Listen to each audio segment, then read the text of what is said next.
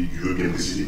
Oui, c'est la confirmation, j'emprunte une expression, c'est la confirmation de l'ambiguïté et de l'assujettissement de la CPI. Je dis bien l'assujettissement de la CPI parce que quand on parle de conditionner la libération provisoire de Laurent Gbagbo et Blé Goudé à ce qu'un État qui a très souvent coopéré avec la CPI, en l'occurrence la Belgique, pour ne pas trahir le secret des dieux, de la justice, s'ils existent, quand on nous parle de ça, c'est comme si la CPI auparavant avait eu des démarches semblables qui ont marché. Il n'y a aucune démarche de la CPI de ce point de vue qui ait marché. Laurent Gbagbo est extrait de son pays, la Côte d'Ivoire, en 2011, et il va être rejoint par le Blé Goudé, Charles, en 2014. 3 ans après. Ils sont extraits de leur pays dans le cadre d'une crise post-électorale où le vainqueur qui a été proclamé était cornaqué par des puissances occidentales, en l'occurrence la France, où de manière péremptoire, de manière affirmée, un président français, Nicolas Sarkozy, a intimé à Laurent Gbagbo l'ordre de quitter le pouvoir en 48 heures. Je dis bien, ce sont des faits, c'est pas ce qu'on appelle le Cameroun, là. Ce sont des faits historiques, datés et précis, qui sont encore à notre portée, puisqu'il s'agit de 2011. À partir de ce moment-là, il y a au sein de l'Union africaine, au sein de ce qu'on appelle la communauté internationale, tout au moins l'Organisation des Nations Unies, un certain nombre, un bal des dupes qui se met en place. Ce bal des dupes qui est piloté par la France, je dis bien la France, dont la Côte d'Ivoire est l'une des mamelles sur le continent africain. Et à partir de là, on en vient à habiller une décision, habiller un procès, habiller une démarche de punition d'un Africain qui avait fait le choix politique de se défaire du joug français, de reconquérir sa souveraineté, l'indépendance de son pays à travers différentes politiques publiques, à travers différents actes symboliques. On habille ça sous la forme d'un procès à la haie pour crimes contre l'humanité, crimes de génocide et crimes de guerre. On a de manière constante des défaillances dans le dossier, puisque un procès judiciaire, c'est sur la base d'éléments de preuve, de moyens juridiques. C'est-à-dire qu'il faut que le moyen corresponde à la preuve ou aux indices tout au moins qui sont mis en place. En Côte d'Ivoire, vous savez très bien que Simone Gbagbo aurait pu se retrouver à la haie. Mais il y a eu une gestion politique de dossier. C'est où ce dossier commence à poser problème. Pourquoi Simone Gbagbo n'est pas à la haie comme les autres? On la retient en Côte d'Ivoire. Quelques années après, elle est déchargée, des crimes, des accusations de crimes contre l'humanité et secondo, d'atteinte à la sécurité de l'État, puisque Ouattara cherchait un moyen de se défaire de cette patate chaude-là. Et on a enfin Fatou Bensouda, procureur, qui cornaqué effectivement par cette puissance occidentale. Je maintiens justement cela au risque d'être démenti. C'est que Laurent Gbagbo devait être puni. Et ça, de manière très flagrante, on l'observe. Puisque ce dossier est vide, si Laurent Gbagbo avait été coupable 2011-2018, cette année, pour mettre au jour des choses qui nous avaient été dites de manière affirmée par le pouvoir Ouattara, on nous a dit qu'il y avait des charniers. Un charnier, c'est simple. Un charnier, c'est un endroit où on a parqué les corps de manière absolument grotesque, tragique, etc. Où sont les charniers? Je pense qu'on peut les identifier. On peut les identifier. Qu'est-ce que le procès Gbagbo, Laurent et Blé Goudé Charles nous a offert?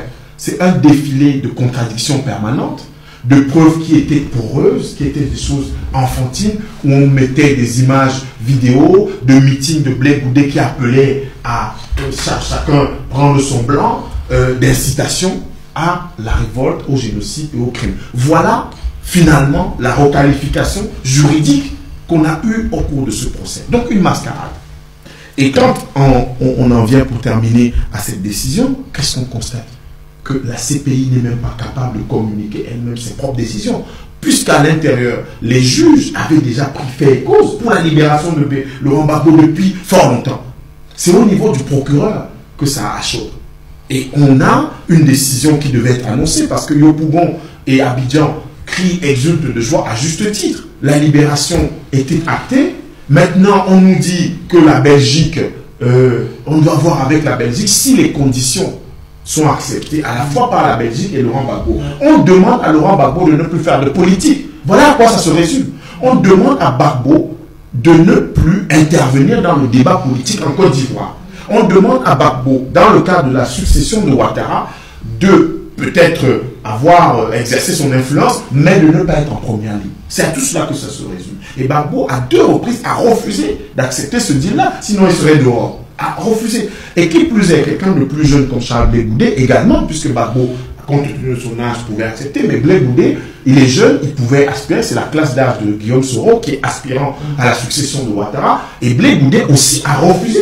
Sinon, à quoi ça servirait d'avoir mené tout ce combat pour être déclaré comme incapable, donc une incapacité, frappé d'une incapacité à exercer. Voilà, de mon point de vue, et ce qui peut être corroboré par un ensemble, un faisceau d'indices et d'éléments, le problème fondamental qui s'est posé avec cette vraie fausse information ou cette rumeur sur la libération de Laurent Gbagbo. Alors, merci Aziz. Alors, Léonard, nous avons tous appris dans cette information et aujourd'hui, on n'a toujours pas une seule ligne de la CPI qui atteste donc de la décision d'accorder cette libération dite conditionnée provisoire de Laurent Gbagbo. Est-ce qu'on peut définitivement dire que la CPI est un problème pour la gestion des questions de droits, des libertés et même la question des indépendances des pays du monde en général et en Afrique en particulier? Oui. Si je devais répondre simplement, je dirais oui, mais pas que la CPI. Parce que, à quoi assistons-nous là, à travers ce procès? On a parlé du procès Blé Goudé, Gbagbo, Blé Goudé, mais c'est le procès de l'Afrique au monde. Et à travers ce procès, ce que nous voyons là, c'est en fait la dichotomie qu'il y a entre comment je dirais, les vérités, n'est-ce pas, de juridico-historiques d'une part et diplomatico-médiatique d'autre part. C'est-à-dire que sur le plan médiatique et diplomatique, on avait acté depuis longtemps que, et cela continue de se dire, hein, on parle de l'ex-dictateur ivoirien, n'est-ce pas, qui a refusé de reconnaître la victoire de Laurent Gbagbo, n'est-ce pas, et qui a tué dans la San Ouattara, et qui a tué ses compatriotes, et ainsi de suite. Voilà le mensonge, hein, le média mensonge qui continue de prospérer, et c'est celui-là qu'on voulait acter à la haie. Sauf que la machine s'est grippée. À un moment donné, les témoins à charge qui ont été convoqués pour venir acter ce chef d'accusation se sont tous retournés contre ceux qui les avaient convoqués à la haie. Donc, aujourd'hui, ce à quoi nous assistons, c'est la difficulté de ceux qui ont monté cette machination à en sortir. Mais cette sortie est inéluctable. C'est-à-dire que, inéluctablement, sauf à vraiment vouloir faire un pied de nez à la fois à la logique la plus élémentaire et à l'humanité et à l'histoire, on ne voit pas comment on peut encore continuer de maintenir Blé Goudé, Laurent Gbagbo et Blé Goudé en prison. Donc, mais au-delà de ça, c'est de ce dont il s'agit, c'est de comment est-ce que les gens s'organisent pour imposer des vérités qui n'en sont pas. Nous sommes là au cœur de, je veux dire, l'un des débats, l'une des questions les plus fondamentales de notre époque, la guerre médiatique, qui est menée particulièrement à l'Afrique. On se souvient, si nous rentrons encore en arrière, dans les années 80, il y avait un directeur général de l'UNESCO qui s'appelait Amadou Magambo, qui avait été débarqué parce qu'il avait lancé un programme qui s'appelait le Nouvel Ordre Mondial de l'Information et de la Communication. Alors, on a trouvé que ce projet était extrêmement révolutionnaire, et on l'a débarqué. Les États-Unis sont sortis de l'UNESCO, entraînant avec eux la Grande-Bretagne, je crois Israël également, et je sais pas s'ils sont revenus jusqu'à ce jour. Et en contrepartie, ils ont investi sur des outils comme Internet et ainsi de suite aujourd'hui, par lesquels certaines personnes qui sont cachées quelque part nous dictent ce que nous devons penser, ce que nous devons dire sur toutes les questions du monde, y compris les questions qui nous concernent. Il faudrait que nous, les Africains, prenions conscience de cela. Parce que, passe encore que dans les médias, on continue de traiter Laurent Gbagbo, le dictateur. Je dis, nous aujourd'hui, et là je parle au nom notamment du média dans lequel nous sommes, Diaf TV, nous devons nous réapproprier nous-mêmes notre façon de voir le monde, de le dire. Si on traite des démocrates africains, des gens qui sont levés pour défendre leur peuple de dictateurs, pourquoi est-ce que nous aussi ne pouvons pas traiter des chefs d'État européens de dictateurs? Parce qu'il y en a, s'ils ne sont pas dictateurs vis-à-vis de leur peuple, il y en a qui sont dictateurs vis-à-vis de nos propres peuples. Et Abdelaziz parlait notamment de Sarkozy. Ce que Sarkozy a fait en Côte d'Ivoire et dans un certain nombre d'autres pays est intolérable, tout simplement. Donc il y a une réorganisation aujourd'hui de l'échelle des valeurs, notamment au niveau, n'est-ce pas, des médiatiques, qu'il faudrait mettre en place. Et la fin de cette guerre, vous savez, dans une guerre, celui qui gagne, ce n'est pas celui qui a infligé le plus grand nombre de victimes à l'adversaire. Si on prend par exemple à la Deuxième Guerre mondiale, la Russie a eu plus de morts que l'Allemagne, mais la vérité historique qui a été retenue, c'est que c'est l'Allemagne qui avait tort. Donc, ce qui est important au bout d'une guerre, et l'Afrique aujourd'hui est attaquée de toutes parts, par l'Occident notamment, n'est-ce pas? Ce qui est à retenir, c'est la vérité historique. Et nous devons nous battre pour que la vérité historique, la plus vraie, en tout cas, celle qui prévaut de notre point de vue, s'impose. Blé Goudé et Laurent Gbagbo seront certainement libres. Nous devons continuer de nous battre. Les Africains ont pour une fois montré, mais je veux dire, une solidarité et une unité qu'on avait rarement vue. Rarement on a vu des impérialistes prendre, jeter en prison des hommes de cette carrure et les laisser ressortir. On a vu cela avec Mandela, mais des gens comme Toussaint Louverture n'ont pas eu cette chance. Et beaucoup d'autres en sont morts. Donc c'est une victoire. C'est une victoire, mais sur cette victoire-là, il y a un travail à faire. Nous devons nous atteler à ce travail. Parce que ce qui s'est passé en Côte d'Ivoire se passe en République démocratique du Congo. C'est ce qui se peut-être au Cameroun et dans d'autres pays. Et nous devons veiller. Et c'est collégialement, je veux dire, c'est au niveau africain que ce combat doit être organisé. Ok, merci. Alors, Augusta, on vous sait également très présente sur ces questions-là concernant Laurent Gbagbo et surtout concernant la CPI. Comment avez-vous accueilli cette nouvelle qui tarde à être finalement confirmée dans le concret? On va dire confirmée dans le concret. Allons-nous assister un jour ou alors très bientôt à la libération définitive de Laurent Gbagbo et de Blé Goudé? Et quelle lecture donnez-vous définitivement à cette CPI en rapport aux chefs d'État africains qui sont constamment internés? Non, je pense que la libération de Laurent Gbagbo et de Blé Goudé est inéluctable. Et la libération définitive, inéluctable, parce que je ne reviens pas sur les faits qui ont été énoncés et fort bien rappelés par mes deux prédécesseurs. Mais une chose est sûre, c'est que ça montre à quel point il y a une volonté de bâillonner tout ce qui va dans le sens de la défense de l'Afrique, des intérêts de l'Afrique, la défense des intérêts des peuples africains. Évidemment, ça, une fois de plus, parce qu'il n'y a aucune raison, et là, Aziz l'a très justement rappelé, le dossier était vide, et justement, il était question au départ de ne pas faire une justice des vainqueurs, mais à aucun moment, le clan Ouattara a été convoqué devant cette cour internationale. À aucun moment. Moi, je dis qu'aujourd'hui, ça montre à quel point cette instance a été mise en place pour les puissants, pour maintenir l'ordre établi et les intérêts des puissants.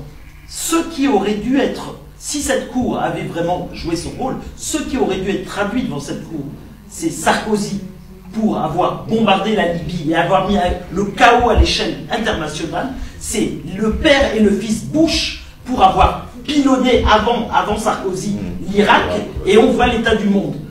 Une des raisons, les nombreuses raisons pour lesquelles on se trouve dans cette situation-là, les causes sont là. Les causes sont là. Si on n'avait pas bombardé ces deux régions du monde, ces deux pays, on n'en serait pas là. On n'en serait pas là. Il y aurait peut-être d'autres conflits, etc. Mais on n'en serait pas là. Et ce sont ces gens-là qui auraient dû être traduit devant cette Cour pénale internationale si véritablement elle avait un sens. Elle avait un sens et si l'objet était véritablement de punir ceux qui mettent le chaos à l'échelle planétaire.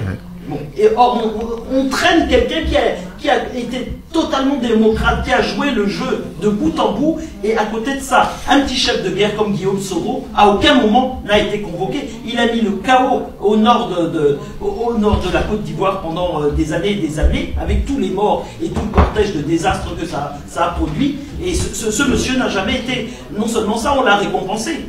On l'a récompensé, on lui donne la présidence de l'Assemblée nationale. Et aujourd'hui, il a l'outrecuidance de vouloir être président de la République de Côte d'Ivoire. En s'alliant au parti de Laurent. En s'alliant, en plus, vraiment. Parce que, alors, c'est ça qui est intéressant, et c'est là enfin, je pense qu'il est à noter qu'il y a quand même un réveil au niveau de nos peuples, même si ça ne va pas assez vite. Voilà, on voudrait que ça bouge beaucoup plus, etc. Mais il y a quelque chose qui se passe. Parce que, comment imaginer que, durant cette année, les Ivoiriens soient restés aussi mobilisés? C'est du jamais vu depuis. Enfin, moi, je suis une vieille combattante, et je peux vous dire que pendant 7 ans, des mobilisations systématiques toutes les semaines, et des déplacements à La Haye tous les mois, c'est du jamais vu. Et ils sont restés mobilisés. Et les Africains se sont identifiés effectivement à ce combat et à cette volonté de réhabiliter Laurent Gbagbo. Et je pense que vraiment, c'est quelque chose à noter. Et je pense que l'une des comment dirais-je, un peu ce qui a fait on commence à renouer avec le panafricanisme de combat. Pas le panafricanisme de bouche là, qu'on nous fait là, que les singes des colonialistes nous font là au niveau du continent, ça vient de cette identification aux Ivoiriens et au combat et à l'engagement de Laurent Gbagbo dans sa volonté de se détacher de ce système néocolonial. Et vraiment, moi je pense que ça c'est à noter, et là il y a quelque chose, et la conscience même des Ivoiriens qui n'étaient pas, moi je me souviens, j'ai fait toutes les premières manifs à l'époque, et vraiment on entendait, ça volait pas très haut, hein, mis à part qu'on voulait que Gbagbo soit libéré, ça volait pas très haut. On sent qu'il y a une conscience qui s'est construite au fil du temps, et ça c'est intéressant, et on s'est retrouvé diaspora confondue, là je parle du point de vue de la diaspora, dans ce combat-là, et c'est très important. Je pense que Gbagbo sera réhabilité très très vite, il va l'être, et il doit l'être. En tout cas, l'un des combats qu'on doit mener, c'est celui-là. C'est celui-là, sa réhabilitation, et le fait que vraiment on dénonce l'utilisation de cette Cour pénale internationale à l'égard de l'Afrique combattante. Ok, merci. Alors, Karim Maïzo, vous êtes coutumier, n'est-ce pas, de la Belgique qui reste un peu celle qui dicte un peu ses intérêts dans notre pays, la République démocratique du Congo. Quel commentaire vous inspire donc cette immixtion de la Belgique une fois encore dans cette demande de libération conditionnée de Laurent Gbagbo? Ben, la Belgique, c'est quoi? Ce n'est pas par hasard qu'il y a l'OTAN en Belgique. Ce n'est pas par hasard qu'il y a les sièges de l'Union européenne en Belgique. Ce n'est pas par hasard qu'il y a les shifts bancaires. Hein. Toutes les transactions bancaires mondiales passent par la Belgique. C'est un petit royaume sous-traitant des intérêts américains et de son gendarme en Europe, la France. Gbagbo a mené une lutte contre l'impérialisme. Et les impérialistes sont en train de lui faire payer. Et ils utilisent la CPI, qui est un tribunal nécrophobe, et la Belgique, qui est un État sous-traitant, pour lui faire payer. Quand on a parlé ici du dossier Gbagbo, on oublie une chose. Les élections, c'est un processus. C'est avant, pendant et après. Nous, on nous parle de crise post-électorale pour les cas de la Côte d'Ivoire. Il n'y a pas de crise post-électorale. Il y a eu une rébellion. Les gens ont pris les armes, ont agressé un État souverain et un président qui a prêté serment de défendre son pays, qui est le numéro 1 de l'armée, a défendu son pays et on le lui reproche. Que ferait la France aujourd'hui? si la France est agressée. On va juger le président français pour s'être défendu. Nous tous, nous avons vu les images. On a capturé le président Gbagbo de la manière la plus honteuse qui soit. Et ceux qui l'ont capturé sont passés par l'ambassade de France.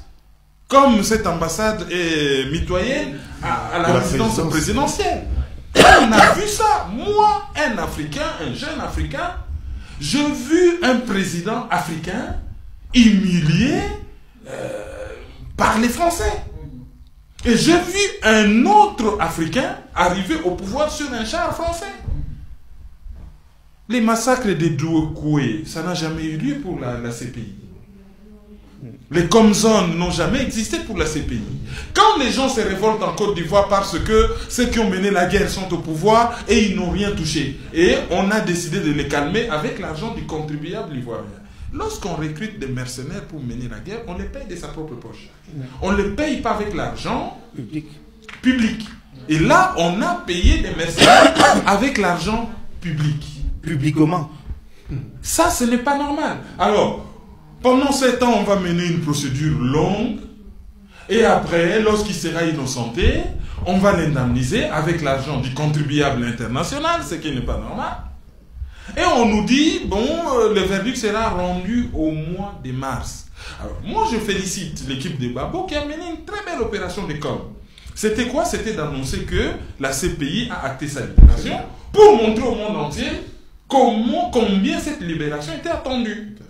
Et là, le monde entier a vu, et la procureure, qui était ancienne ministre de la Justice en Gambie, cette dame avait proposé des choses horribles en tant que ministre de la Justice. Comme par hasard, elle est devenue démocrate. Parce qu'elle s'appelle Fatou Bensouda. Elle était ministre de Yaya Jammeh. De Yaya Jammeh. Et le premier qu'on avait nommé, Moreno Ocampo, qui a été accusé de viol, qui a violé ça, qui aurait, sous réserve de présomption d'innocence, violé sa collaboratrice. On n'a rien fait de cela. Et pourquoi? Il a détourné de l'argent. Ouais, Moreno Ocampo s'est retrouvé là comment? Il travaillait dans une ONG argentine qui appartient à Soros. Open Society.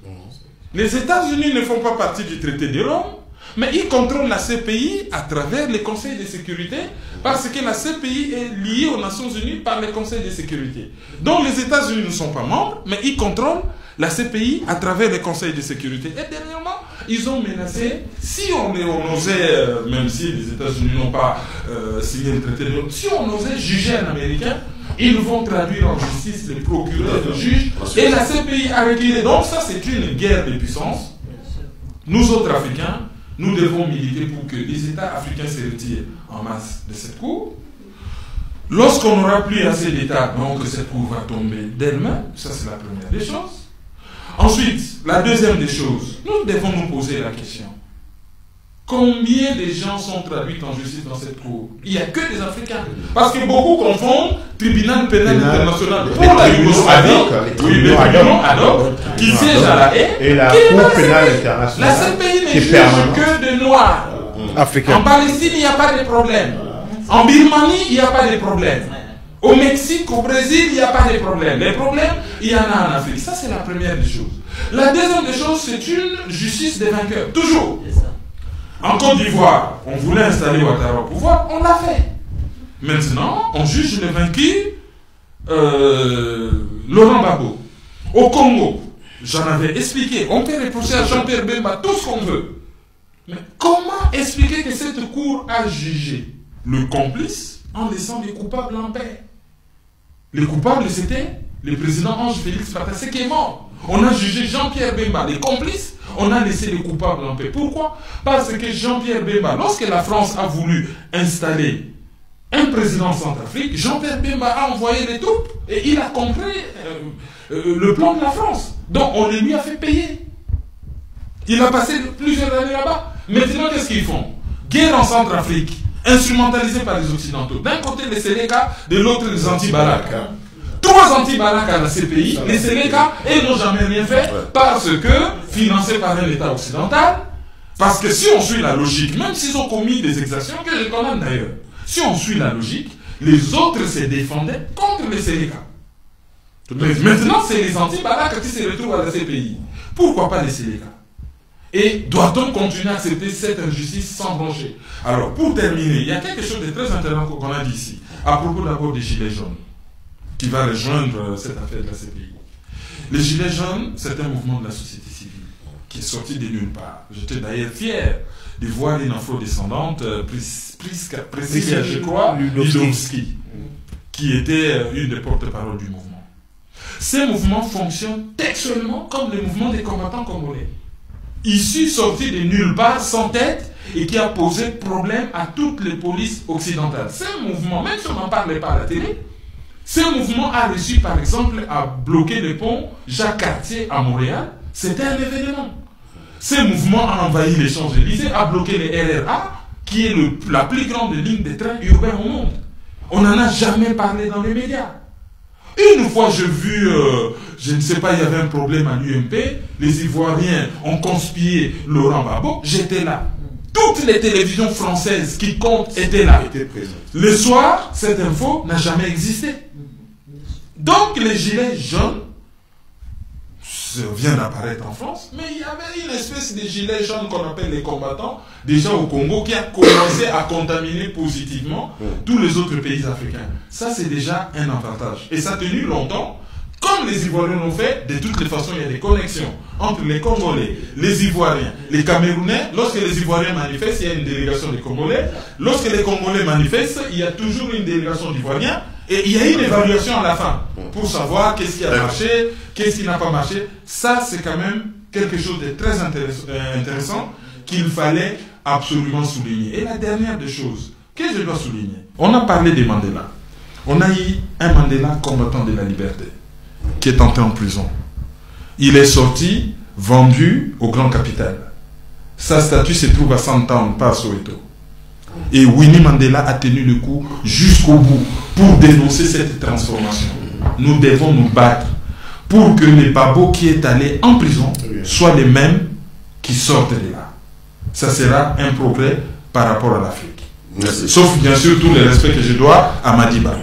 C'est exactement ce dont parlait tout à l'heure Aziz, qui disait que la Belgique exige que Gbagbo ne fasse plus politique. C'est peut-être la condition pour valider la demande de liberté conditionnelle de Laurent Gbagbo. Mais bon, moi, je vais poser la question différemment. Il y a quelques temps, on a pu dire que quelques pays africains, notamment l'Afrique du Sud aussi, menaçaient de quitter la CPI. Est-ce que finalement, il y a toujours un véritable intérêt, d'après vous, pour les États africains de continuer à rester membres de la CPI? Tout à l'heure, on a évoqué l'hypocrisie de la notion de communauté internationale avec des gendarmes qui gèrent leurs intérêts, les États-Unis qui ont le képi en chef et qui, de manière constante, ont sapé tous les efforts internationaux visant à faire de la Cour pénale internationale un instrument de répression des crimes de masse, des crimes de guerre et des crimes contre l'humanité. L'ONU et un certain nombre d'instances, puisque la Cour internationale de justice, sa compétence est limitée aux conflits territoriaux entre les États, donc entre les États, la Cour pénale internationale postulait à ce qu'on appelle la compétence universelle. Deux États, en l'occurrence la Belgique, ont travaillé pour que cette compétence universelle puisse être territorialisée. C'est-à-dire que si on n'est pas assujetti, on n'est pas sous le joug de la Cour pénale internationale, on peut être jugé dans un pays qui exerce cette compétence universelle, ou tout au moins à travers ses tribunaux. C'est ce qui s'est passé notamment avec le Sénégal, qui a utilisé ce mécanisme, cet artifice juridique pour juger Hissène Habré. Tout à l'heure, on évoquait la question des tribunaux ad hoc, soit le TPR au Rwanda, enfin le tribunal d'Arusha, ou celui qui a été pris pionnier, celui de la Yougoslavie, du conflit en Est-Yougoslavie. Mais on constate que ceux qui ont décidé que leurs citoyens, en l'occurrence les Américains, ne seront jamais des justiciables de la Cour pénale internationale, ont exercé leur féril au point où ce que notre frère ami Maïzo tout à l'heure expliquait, ce mécanisme très subtil et très pernicieux. C'est-à-dire que vous avez un État, les États-Unis, qui mène la danse. Auguste a parlé tout à l'heure de l'arrière-plan de la dégradation des relations stratégiques dans le monde avec l'Irak et la Libye. Justement, puisque la Libye, je rappelle que tout le flot, toute l'alimentation de l'armement de Boko Haram est venue justement des armes qui ont été projetées à Benghazi, des armes de pointe, des armes de premier niveau. Alors, cette CPI-là, elle est vidée de toute sa substance à partir du moment où sa focale est rétrécie sur une partie du monde. Cette partie du monde, c'est le continent africain et c'est la partie subsaharienne de l'Afrique, où l'humiliation est coutumière. Je rappelle que notre continent, la partie subsaharienne de notre continent, que de manière très subtile et très exercée, on a différencié du Maghreb, qu'on appelle l'Afrique du Nord, ou de l'Égypte antique chez les historiens. Cette partie du monde, on a parlé tout à l'heure de l'expression dictateur qu'on accole généralement aux autocrates ou à ceux qui exercent un pouvoir autoritaire en Afrique. Cette partie du monde a connu des déportations de rois, de chefs d'État depuis nos premières relations avec l'Occident. De manière constante, des rois, des chefs africains sont allés mourir en Guyane, au bail de Cayenne, sont allés mourir aux Antilles ou dans un autre pays africain. Vous avez Ndjolé au Gabon qui a connu des gens comme Béhanzin, etc. Donc la tradition de déportation, la tradition de jugement des rois africains, à l'exception notable d'Abdelkader, justement, qui était le résistant algérien à la pénétration française, qui a fini sa vie dans la Turquie actuelle. À cette exception-là, après, concernant l'Afrique du Nord, l'Afrique subsaharienne est coutumière du fait. Mais qu'est-ce qui se passe en Afrique subsaharienne? C'est que l'instance qui, depuis 1963, l'Organisation de l'Unité africaine, remplacée par l'Union africaine à partir de 2000, l'instance qui doit mutualiser, réfléchir à ces alternatives-là, protéger même d'une certaine façon les Africains, eh bien, elle est non pas la sous-traitante comme l'est la Belgique, mais elle est le caniche, passez-moi l'expression, inféodée totalement aux puissances occidentales. L'Union africaine a exécuté de manière constante toutes les décisions qui ont été prises concernant les chefs d'État africains. L'Union africaine n'a pas été capable de dire ce que nous sommes en train de dire ici, c'est que le conflit ivoirien a une histoire, une traçabilité. C'est-à-dire que vous avez dans la déstabilisation de la Côte d'Ivoire les atteintes à la sûreté de l'État qui ont été commises à plusieurs reprises, dont notamment le coup d'État de Guéhi Noël, par des gens qui n'ont pas été inquiétés, sinon qui sont morts de leur belle mort au cours de répression ou d'exactions. Et donc, dans le cas d'espèce concernant, pour revenir à la CPI, deux choses me viennent à l'esprit. La première, c'est que l'absence, la faiblesse géostratégique de l'Afrique, faiblesse géostratégique, j'insiste là-dessus. L'Afrique ne pèse d'aucun poids dans les décisions qui sont prises sur le plan international. Antonio Guterres, qui est l'un des chantres de la réforme de l'ONU, a remis le sujet au goût du jour, après évidemment Kofi Annan et un certain nombre de secrétaires généraux des Nations Unies, sur la question de la place de l'Afrique au Conseil de sécurité des Nations Unies, puisque c'est le Conseil de sécurité qui est en tout cas l'instigateur de ce qui se passe à la CPI. Faiblesse géostratégique. Deuxièmement, cette justice des vainqueurs-là, est-ce qui explique la présence de la CPI et le fait que les justiciables soient toujours ceux qui, curieusement, luttent contre les intérêts occidentaux sur le continent africain. Curieusement, il a relevé tout à l'heure la question de Jean-Pierre Bemba, mais aussi de Gbagbo. Je rappelle simplement que sur la question du CFA, Laurent Gbagbo a été un de ceux, avant même que le débat ne prenne une connotation populaire dans la rue africaine, à soulever ce débat de manière officielle et de manière claire. Alors la CPI, pour venir à la question, la CPI a-t-elle toujours du sens pour les États africains? Faut-il en rester? Ceux qui sont signataires, faut-il rompre ceux qui sont signataires du statut de Rome, puisqu'on constate que ceux qui commettent le plus des actions n'y sont pas, les pays africains qui ont eu le malheur de signer le statut de Rome se retrouvent dans un double piège. Celui, effectivement, de dénoncer la CPI et celui de verrou, de l'écrou, qui est à la porte pour en sortir. il y a eu un mouvement, le Burundi, parce que Nkurunziza était visé. C'est pour cette raison que le Burundi a poussé des cris d'orfraie pour en sortir. Mais si Nkurunziza n'avait pas été inquiété, là, le Burundi n'aurait pas effectivement accédé à la demande d'un certain nombre de pays africains. Donc, dans le cas d'espèce, si le Sénégal a pu juger Hissène Habré, c'est précisément que sur le continent africain, nous pouvons exercer cette compétence universelle.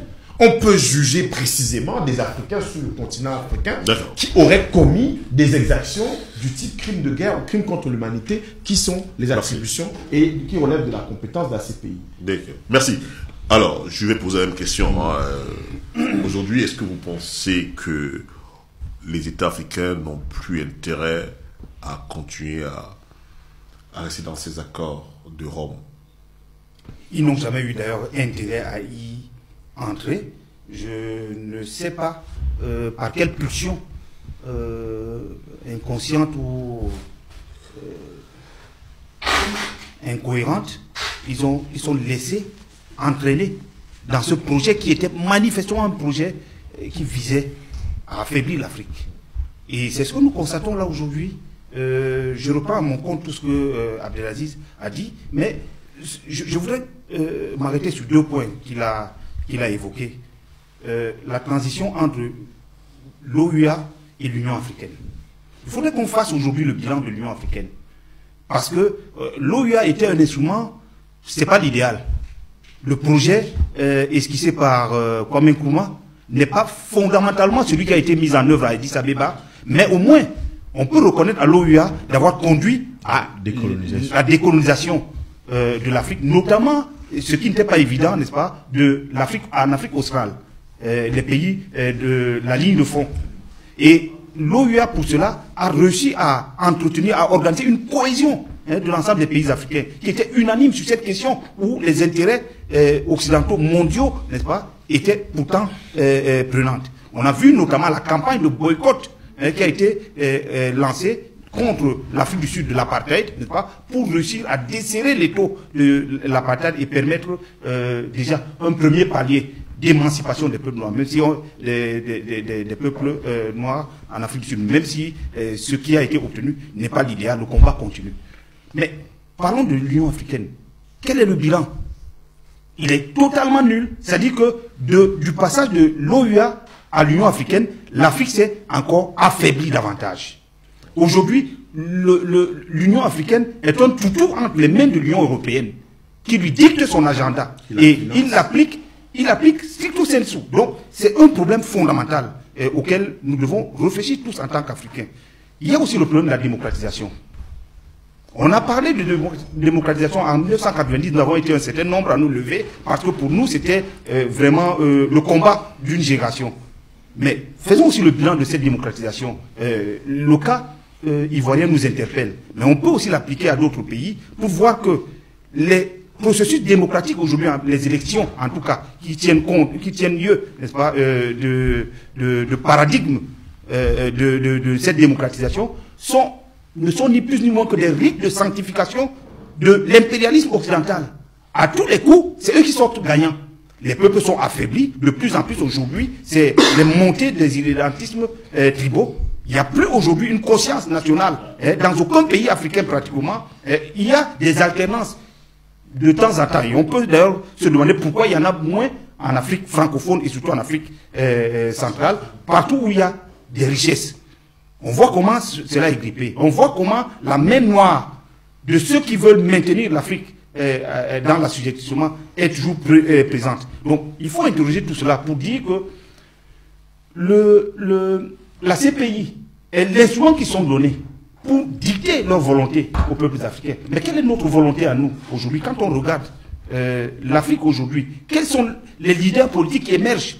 Quel est le leadership politique qui émerge aujourd'hui? Ce sont précisément ceux qui sont à la solde de cette vision d'assujettissement de c'est à eux, et peut-être qu'on va en parler tout à l'heure, dans son discours, Denis Mukwege en parlait, ces gens à qui on déroule le tapis rouge, n'est-ce pas, et qui ont les mains trempées dans le sang. Hein? Voilà. Donc, je dis, aujourd'hui, c'est à nous-mêmes de définir qu'est-ce que nous voulons faire de nos pays, quelle est la ligne directrice, quelle est la vision que nous voulons appliquer dans la conduite de nos pays. Sinon, à chaque fois, à toutes les élections, on voit bien des gens qui viennent prendre l'onction à l'Élysée, n'est-ce pas? Mais que donnent-ils, qu'obtiennent-ils en contrepartie? Ceux qui viennent au Quai d'Orsay, n'est-ce pas, pour négocier le soutien de la France, qui vont à la Maison Blanche et ainsi de suite, avant d'aller postuler comme pour être candidat aux élections dans leur pays. Qu'est-ce qu'ils promettent en contrepartie? Si nous n'interrogeons pas cela, nous allons aller encore de mal en pis. Merci. Alors, Augusta, vous pensez vraiment qu'il n'y a aucun intérêt pour les États africains de rester membres signataires de ces accords de Rome? Et autrement dit, est-ce que le problème n'est pas tant le fonctionnement plutôt que l'organe CPI? Oui, non, mais effectivement, on peut l'appréhender comme ça. C'est-à-dire que, en soi, une cour pénale internationale n'est pas une mauvaise chose. Parce qu'effectivement, on peut considérer qu'il y a des conflits d'ordre mondial qu'il faut amener devant ce type de juridiction. Et à ce titre-là, c'est pertinent qu'il y ait une cour pénale internationale. Par contre, il est plus qu'impératif que nous construisions notre propre justice. Et que, effectivement, tous ceux qui commettent des monstruosités sur notre continent soient jugés par notre justice. Ça, c'est évidemment très très important et très urgent. Mais moi, je voulais revenir un peu en arrière sur la nature de l'OUA, la nature des instruments, des institutions qu'on a à l'échelle du continent. En fait, la revendication de Nkrumah a été complètement dénaturée. Vous savez qu'il y avait deux groupes, le groupe de Casablanca et le groupe de Monrovia. C'est malheureusement les soi-disant, enfin, ce qu'ils appelaient les modérés qui sont inféodés, qui étaient totalement inféodés au colonialisme, qui ont gagné et qui ont conquis les pouvoirs dans la plupart de nos pays, et qui, évidemment, se sont retrouvés évidemment à la tête de cette OUA qui n'a joué absolument aucun rôle dans aucun conflit, qui n'a pas pu régler le moindre conflit à l'échelle du continent, bien entendu. Et je fais le pendant avec la CPI, ce qui est d'ailleurs très significatif et symptomatique, c'est le fait qu'au niveau de la CPI, les dictateurs dans notre continent, parce que arrêtons aussi de dire on a des dictateurs, on en a, malheureusement on en a trop. Hein, c'est probablement une des régions du monde où on en a quand même par pays. Si on fait le décompte, on en a quand même énormément. Mais ces dictateurs-là ne passent pas devant la CPI. Or, on sait très bien qu'à la tête de nos pays se trouvent des gens qui sont responsables de milliers de morts sur les États qu'ils sont censés diriger. Ces gens-là ne passent pas devant la CPI. Parce que ce n'est pas l'objet de la CPI.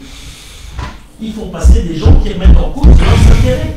Effectivement, ça a été dit par plusieurs d'entre vous ici. C'est d'abord ceux qui remettent en cause les intérêts de l'Occident, des États-Unis, etc., qui passent devant la CPI. Ce ne sont pas des dictateurs. Donc, moi, je pense que la CPI, mais avec une exception il faut que ça redevienne une instance qui juge les gens qui posent des actes. C'est pour ça que j'ai cité Sarkozy, j'ai cité le père et le fils Bush, qui sont des personnages qui ont mis la planète à feu et à sang. Et ces gens-là devraient passer devant la Cour pénale internationale.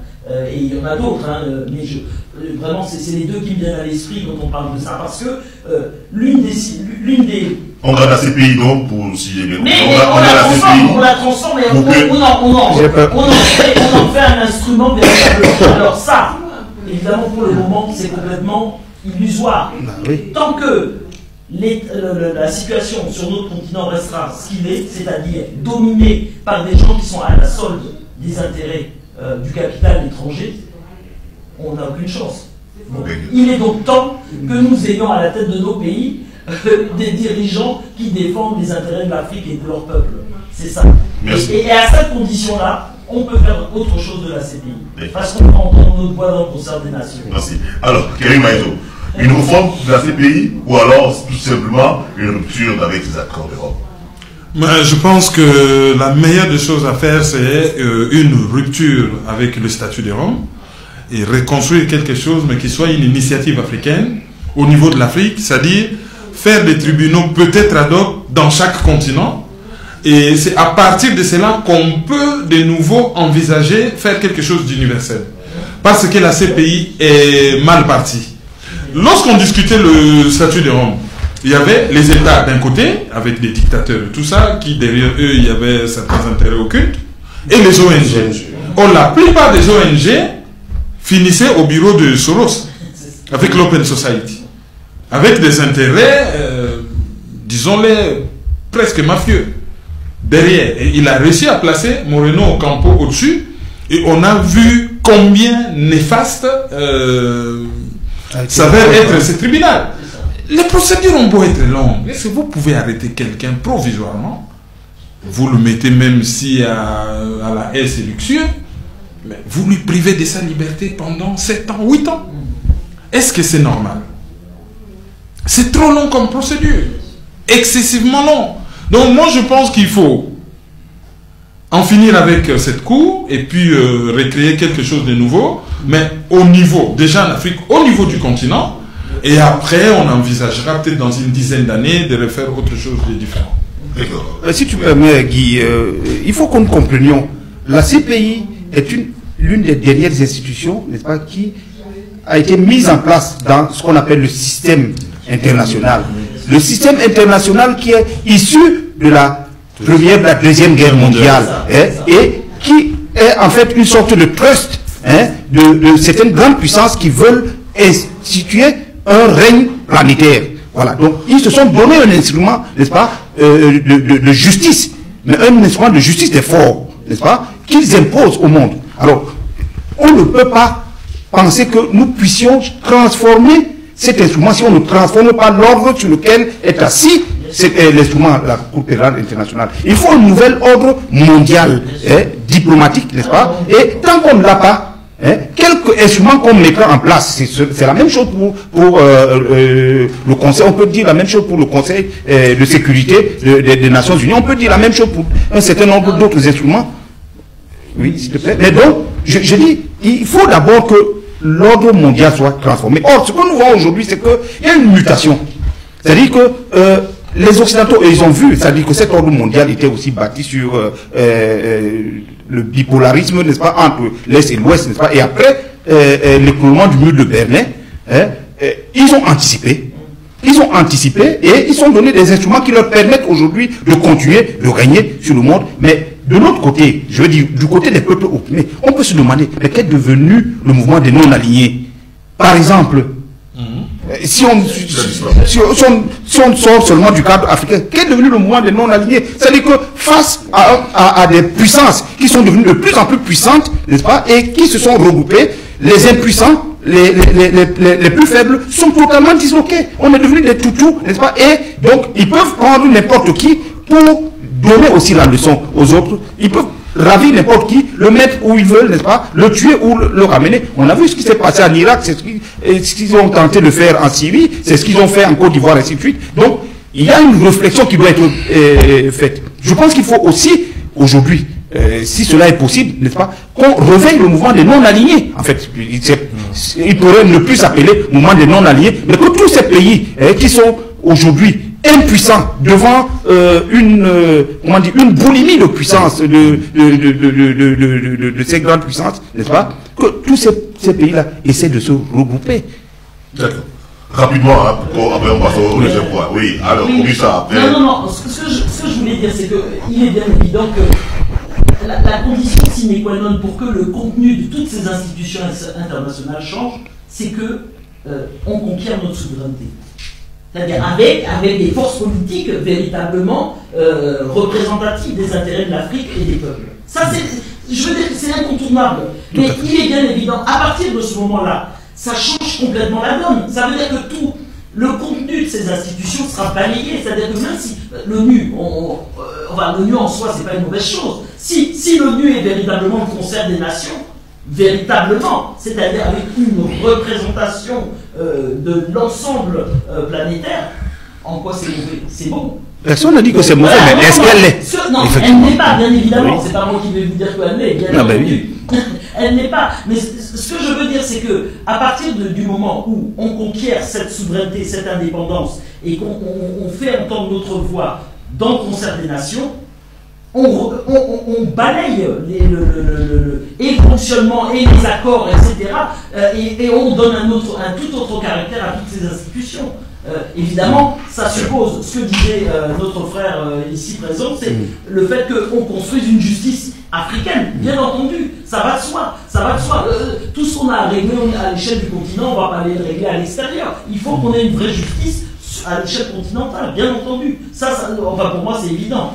Mais ce que je veux dire, c'est que la condition première, c'est d'abord qu'on ait des dirigeants dignes de ce nom. Et pour y arriver, donc, justement, il faudrait que nous sachions nous autodéterminer. Il faut l'autodétermination, parce que l'Afrique est le seul continent au monde où des idées anti-africaines peuvent venir prospérer, n'est-ce pas, avec le soutien des Africains. C'est-à-dire qu'on a beau parler de démocratie, on ne peut pas faire la démocratie. La démocratie, ce n'est pas seulement, je veux dire, un système politique. C'est d'abord l'emprise des populations, du peuple, n'est-ce pas, sur la conduite de leurs affaires. Et on ne peut pas faire la démocratie en Chine, n'importe comment, aux États-Unis, n'importe comment, mais en Afrique, la démocratie est la porte ouverte, n'est-ce pas, à toutes les aventures contre l'Afrique.